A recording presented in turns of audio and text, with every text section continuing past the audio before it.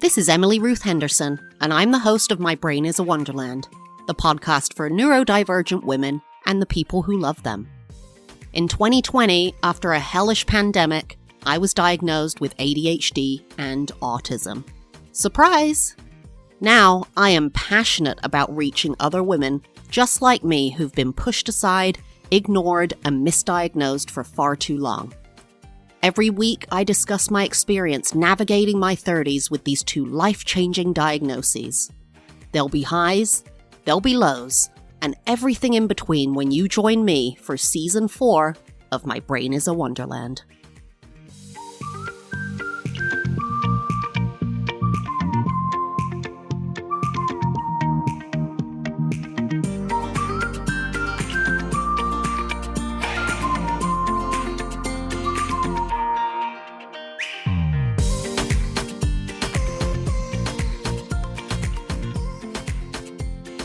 Hello everyone and welcome back. I'm so happy to be back with you here again this week, back to regularly scheduled programming. Hopefully this is Wednesday, October 2nd, when this is coming out. I'm recording this on Monday, September 30th, so I have time to edit this and get it out to you guys like I have promised. I am hoping also to do some more episodes this week, as in record them. Maybe record ahead, because starting Wednesday, or today when this comes out, I have a week off work on PTO. Thank you very much.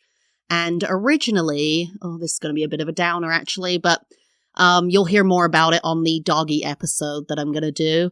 But originally, my husband and I were going to California for a week. We were flying out to LA, spending like 3 to 4 days there, driving to the Bay Area, North California, spending the same amount of time there, and then flying back. What ended up happening, I don't know if I mentioned this in my first doggy episode, is when we found out that my dog had terminal cancer in June, we didn't know where we would be at this moment in time. We didn't know. I don't want to say you can think of all the things that could be. We did not know what would be happening right now. Thankfully, he is responding well to life-extending chemo. However, this trip still would coincide with one of his chemo appointments, and he cannot miss chemo. If anyone here has done chemo for cancer, you know that the schedule is rigorous, and it is rigorous and timed a certain way for a reason. And so no matter where we were going to be in this situation, we decided that because on Monday we wouldn't be back till Tuesday, and this coming Monday he has 2 mandatory appointments for chemo, and we decided to cancel the trip. However, since January, I have only had 2 days of PTO. So what I do at the beginning of the year is I schedule it all out at Christmas. I like to have the week of Christmas fully off. So I get, Christmas Eve, Christmas Day off as a federal holiday or whatever. I get New Year's Eve, New Year's Day off. But I like to be off from the entire week of Christmas, from like the 20th or the 21st, depending on how Christmas falls, right? The Friday before Christmas week, I like to be off all the way through Christmas through New Year's Day. Because what's the point of working? No one's working. No one's responding to your emails. It doesn't matter. So I usually book that out, and that might take up, say, 5 to 7 days of PTO. I also like to have every Friday off from Black Friday through December, because it's a slow season. So I just like to ease that out. So I hadn't used any PTO except for my birthday weekend, where I had my birthday off and the Friday after, and maybe I took my husband's birthday off, so maybe 2 to 3 days of PTO. And it is now, when you're listening to this, October, end of September, and I've had maybe 3 days of PTO this year. So I decided, even though I was canceling the California trip, I was going to have the PTO anyway, even if I was going to be at home. And one piece of information I forgot to tell you, 10/4, October 4th, 10/4, that's how we remember it, is my 16-year wedding anniversary with my husband.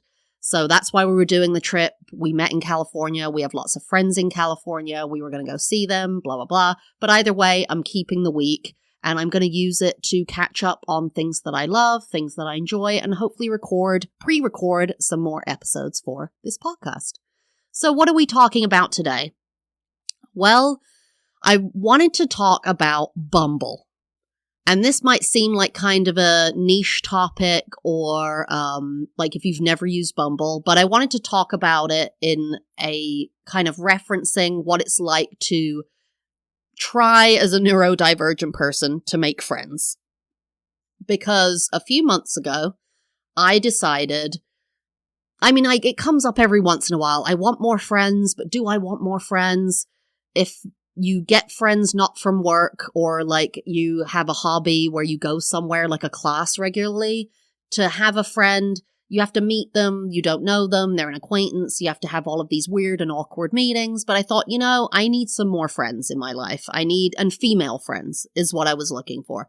I generally connect to men easier, maybe because traditionally and culturally, they're a bit standoffish. They don't get into emotion as much, and that's a stereotype, I know, but generally, culturally, historically, men are more activity-based in how they make friends and how they communicate, and less emotionally communicative, less like, I need to hear about your life and all your hopes and dreams. They're more like, what's your favorite movie? Let's watch it. And that is totally my vibe. So I was like, I need more female friends, and I decided to sign up for Bumble, and I put on there that I'm neurodivergent, that I have ADHD and autism. I thought, look, if I'm going to do this, I need to just do it. I don't know anybody on this app. If someone from work sees me, God forbid, I don't know, whatever. I just need to go out there and do this and do it as the person that I am, because I cannot explain to people why I'm not responding, I just can't have hurt feelings. And then also, I thought maybe if I put that on the app, other people, other women who have ADHD and autism might respond or be like, okay, safe space, we cool. So I sign up for Bumble, and this was a few months ago, so I'm not going to get all the details right. But basically, I guess when it's men I guess it could be you're lesbians or isn't Bumble only for women? So it has to be you're either straight with a guy or gay. I'm not sure. Don't quote me. But basically, if you're doing a woman and a man as like a romantic relationship, the woman has to reach out first. So that's why a lot of people like Bumble, because you don't get flooded with a bunch of douche guys just being like, oh, whatever. So you get to reach out first, then they get to respond. And it feels like kind of a safe space. But it's also, you can use it for friendship. So I did my profile. And then kind of like Tinder, you start to get like matched with people. And again, you either swipe or accept or something, and you only get a certain amount of points where you can respond. You can't just respond to everybody. You have to wait for it to build up or wait for the next day for them to reload or something. It's basically to prevent spamming. It's to prevent this horrible date app culture where you just receive 20 million messages from people who are like, hi. Or like, hey, want to see my dick? Okay. So I start this thing and I start sending people messages and receiving messages. And at first, it's really exciting, right? Like this, I think that's the novelty ADHD portion of me, right? Where I'm going, wow, this is fun. This is new. This is interesting. I'm getting to see a lot of new people, look at their profiles, have conversations that feel safe and secure and very distanced from my real life. And so there was one girl who I was talking to, and this is very common. I always put that I'm British on, wherever, for a few reasons. One, it's true, so I want people to know that. Two, it is kind of people like it. Like if you say you're foreign, if you're like, I'm British, I'm Danish, I'm Australian, Americans like that. I think in Europe, it's a little less exciting. Like Europeans interact with other Europeans all the time. So if you're in England and they're like, I'm French, it's like, yeah, okay. Like everybody, you don't say you're French, you just start talking and you're like, oh, you're French. No one cares. Same with Australian, New Zealanders. They come to England all the time, all parts of Europe, like even a lot of parts of Asia. It's not like we're just, oh my God, where are you from? But in America, there is a little bit more of that vibe of like, you know, if you're not Hispanic from Central or Southern America, because a lot of Americans don't care because that's the more dominant immigrant here. If you're from anywhere else, it's like, ooh, so where are you from? Oh, so cool, blah, blah, blah. So I always put that. But then there's always a risk of this, like fetishization of my Britishness. And by that, I mean, oftentimes, like, I'm sorry if you're listening and you love me for this, but reflect if this is what you do, because this is not good. I get a lot of people who meet me and immediately cling to my Britishness. So they're going, oh my God, do you watch Harry Potter? Do you love Doctor Who? I love Doctor Who. I love your accent. Do you know anything about Thanksgiving? Because I'd love to tell you everything about it. Tell me about Bangers and Mash. Oh my God. And I'm like, okay, slow your roll, chill out. Like, that's not who I am. It is, but I want to be, you know, I want you to ask things about me, not kind of just immediately cling to me because I'm British. And I had that a lot when I first moved here. And it's because, in my opinion, or because of what I was being told all the time, Harry Potter, the movies, and because I moved here first in 2005, moved here permanently in 2008, the Harry Potter movies and the new resurgence of Doctor Who. Oh my God, it's all I heard about. And I'm just going to tell you right now, I know I'm going to break some hearts. I never got into Harry Potter. I tried to read the first book. I was maybe 15 or 16 when it got popular. I think I was a little bit too old at that time to get into the book. And then never really connected with the TV shows. I honestly do not like kid actors. Unless you're like Macaulay Culkin and Lindsay Lohan. Otherwise, Drew Barrymore, maybe. I'm not even sure if I like her in E.T., but I just don't like kid actors, especially because a lot of them are not very good. So it's just difficult to watch. And so I got a lot of that.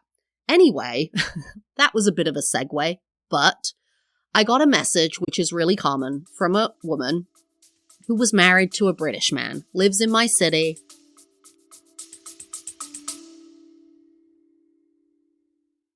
Hey, Alex. Hey, Andrew. What's this? This is the trailer for Season 2 of Brains on the Outside, a podcast where we dream up ridiculous solutions to the world's business problems. That's right, Alex. We're back, and this season, businesses like Allbirds, Naked Sprout, and the author Lauren Bucas have asked us to solve issues like, how do you stop AI from stealing all your work? And what do you do with the world's largest roll of toilet paper? If you want to hear us pitch a phone case made entirely out of jelly, hear about a jigsaw for your taste buds, or if you want to know why the luggage company July should go back in time to assassinate Caesar, then you should listen to Brains on the Outside. Get it wherever you get your podcasts.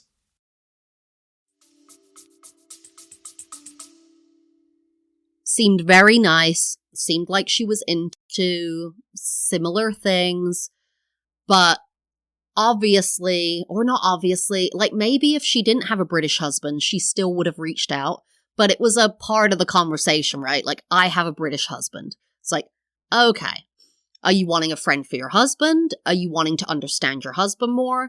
Do you think I'm cool? Or is it just like, I'm cool and it's a bonus that I'm British? So we communicated. This was the most kind of fruitful conversation I had on the app.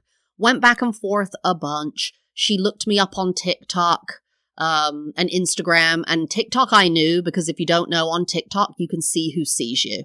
So on Instagram, you can, totally sneak attack someone and just stalk them on Instagram. And they would never know that you looked at their profile. On TikTok, every time you look at someone's profile, it comes up as a notification that you looked at them. Kind of like LinkedIn if you have a pro account. And so I saw that she looked at me. So I'm like, okay, so she's found me. She's looked at me. She's super interested. And gosh, what happened? So here's what happens with me. And I spoke about this because I'm in adult education where we do classes. This is my job, where we do classes. And a lot of the classes are free. And if we register 20 people for a free class, maybe 2 will show up. And they said, we brainstorm, what can we do to incentivize people? And I said, I'm going to be honest with you. I do this all the time. Like past me a week ago is like, oh my God, free event, free class, free this. I'm going, I'm there. Week later, future me, absolutely not. I'm absolutely not doing that. I don't want to go. This is freaking me out. I'm anxious. So the same thing happened here. We were kind of going, talking about, oh, we should hang out. Have you been here? Have you been there? I wouldn't say it wasn't love bombing. It wasn't overly intense. I think probably, neurotypical people, this is how it works. And then this is how you go and meet and find a friend, I guess. But all of a sudden, when she wanted to meet, and I think we talked about it, I don't think I set anything up and then ghosted her or didn't show up, because I've done that before. I don't think I did that. But it was very much like, yes, we're doing it. It's happening. I can't wait. Let's talk about places. Oh my God. And then I couldn't do it. Like the pressure, the fear, the anxiety, the wanting to be at home alone, the idea of starting a whole new relationship, which feels so immense, which is why I mentioned work, right? Work and classes. If you're going to intramural soccer every week or 2 days a week, if you're going to an art class every week, if you go to work 5 days a week and see the same people, you build up that relationship that moves from like coworker acquaintance to like friendly to like talking about your home life to like, hey, do you want to get a drink one day? And for me, that can take like a year or 2 before I'm like, do you want to get a drink? And then, oh, now you have my phone number. Oh, now we're drinking, we're going to hang out like once a month after work, like blah, blah, blah. But when you're on these apps, it is like 0 to whatever it is right away. There's no base there. All you've done is talked on the app. So now you're meeting a stranger. You're meeting a stranger. And then you're like, okay, this is awkward, blah, blah. And then you're going to have to meet again. Like the amount of times, I think it's something, I forget. It's like to learn a new thing is like 10,000 hours. There's something like that with becoming a friend too. And this came out in COVID, I remember, that moving from, stranger to acquaintance to friend to best friend to trusted confidant is thousands of hours of time together alone. Time together. Thousands of hours to get to that point, which is why it's so easy to make friends in school and college, because you spend 40 hours a week with them. Minimum. I mean, in school, you spend about 40 hours a week with your classmates.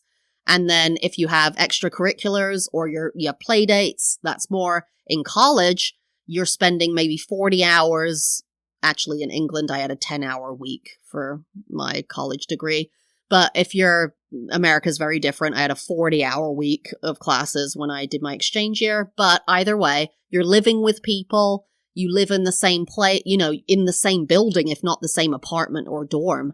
And so that hour aspect is built up very quickly and very intensely. It happens a lot too when you go traveling. If anyone's ever backpacked or gone, abroad for a quote unquote program, you connect and kind of love bond very quickly in those situations. But when you're just like meeting a stranger at a restaurant or going to a gallery for like a gallery date or whatever, like, oh my God, cringe. And so I really just stopped communicating with her because I was so intimidated about the idea of meeting her and all of the work that, see, now I'm getting to it. I wasn't sure why. I think all of the work that I knew was going to have to go into this relationship to become something, for it not to be awkward, for it not to be this kind of like, oh, hi, do you want to, for it to be a real relationship where you can have fun and text each other and be just like normal. It was going to take so much work that I just bailed. And I did see after that she looked me up. She looked at my TikTok account again a couple more times after that. And then I just never got back to her. And I've actually deleted the app at this point But now as I'm talking about it, I'm thinking about reinstating it again, because to be quite frank with you, I love the people that I work with, and I'm very close friends with a few of them there. But some of them live 90 minutes away. That's not going to blossom into more than a work friend. It's really not. Like, we're not going to hang out on the weekends. We're not going to go to dinner. We're not going to go to drinks. We're not going to go to concerts together. We're too far away. And then others, it kind of feels like we bond over mostly work experience, that if we actually didn't work with each other, if we didn't have the trauma of working with each other, if we didn't, that gets real, that gets very deep and intense, and you're very close with these people. But like, if you said, okay, let's not have drinks after work about work, let's like do the things we love to do. I don't think we love to do the same things. Like, I don't think we like to go out to the same places. I don't think we enjoy the same things. A lot of the people I work with, and this could be, I think this is a Florida thing. I live and work in Florida. They are Disney adults, which there's no judgment there for me. It's just not my thing. So they go to Disney. They have year passes to Disney, and these people go to Disney multiple times a month. I mean, 100 times a year, literally, alone, with family, with friends. That's really not my vibe. I've never been to Disney in Florida. I've been to Disney twice in France. I've never been to any other Disney. And I would love to go to Disney like one time. And if I had kids, I would take them again like one time, 2 times ever. But it's not my vibe. I'm not up for like spending hundreds of dollars to go to this like Disney World place or whatever. So it's not my thing. There's also a lot of Swifties who are also Disney adults. So that's, a twofer. I don't like Disney. I don't like Taylor Swift. Again, no judgment. I think she's an amazing singer, has some great songs, but I'm not paying to go see her. I don't want to listen to her music. If we're in the car, and I have been in the car where it's been blasted, we're not connecting over that. We don't have those small moments over Taylor Swift because I don't listen to any of her music. So we can connect over certain things, but I don't know. I don't know. And then just thinking about that, which is a bit of a segue from Bumble. I told you this Bumble thing was going to get into friendships, not just Bumble. But I was rewatching 6 Feet Under the last few weeks because and it's an incredible show. If you want to watch a show about life that just encapsulates the meaning of life, incredible. But I'd watched the first 3.5 seasons and then didn't watch the last 1.5 seasons. So I went back to it 20 years later to finish it. And there was a scene where there's a couple on the show that are separated. And the guy is trying to, date other people. And he's saying, she's not perfect. She's not the right one. It's not working out. And his ex-wife, who is also trying to date people, just says, look, you just need to find someone you like and then be nice to her. You don't need to have everything perfect. They're not going to be perfect. She said, when him and her got together, if he looked at her that way, they would never have stayed together. It's about finding someone, not that you tolerate, but someone that you enjoy their essence and you enjoy who they are, but you don't enjoy maybe everything about them, but you're nice to them. And that's more of a relationship, romantic relationship. But I'm wondering if that's the same with friends. I do have some hard lines with friends. I'm not really friends with Republicans. And that is because I am a liberal person who votes Democrat, always have in the UK. And in the UK, it would be Labour or Liberal Democrats. And I have ever since I've been here. That aligns with my values. And I think maybe if you were non-political, but that's the thing. As soon as I said that, I was like, oh God, because I'm so political. It feeds into mine and my husband's everyday life. Whether abortion is illegal or not, or legal or not, affects whether I might live one day. Whether gay rights are supported, whether the police are held accountable for their actions towards minorities. This is a really important issue for me. And so maybe if you were apolitical, just were like, oh, I don't know, that would be okay. But people who say, I would never be friends with someone who was a MAGA supporter, who was a Trump supporter. It just wouldn't feel right. And I've tried to in the past. And then weird stuff comes up, right? Like you're trying to be respectful and just friend and like, oh, let's just talk about movies. And then it starts to come up about how much they hate Black people or how they think they're a certain way. And the reason there's so many of them in prison is because it's their fault. Or it comes up that women who sleep around and have to have an abortion are disgusting. And then you're just like, okay, we can't be friends. We can't talk. This isn't happening.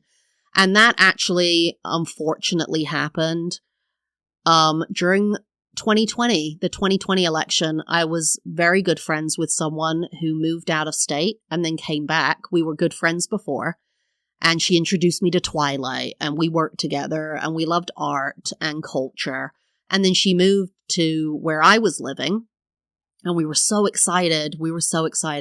And then she started posting during COVID that Trump had liberated children from underground tunnels in LA, that Hillary Clinton and the Republican Party had kept there to sexually assault them, that the boats off of the coast of New York where people, because the New York hospitals were overrun with people with COVID, they had to have boats, like, military boats off the coast with hospitals on for people to be there.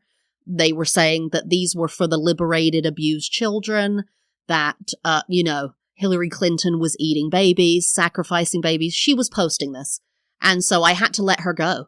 We just didn't even talk about it. We just both knew from what I was posting online and what she was posting online that we couldn't be friends anymore, and we just stopped talking. We didn't ever address it. We just let it go.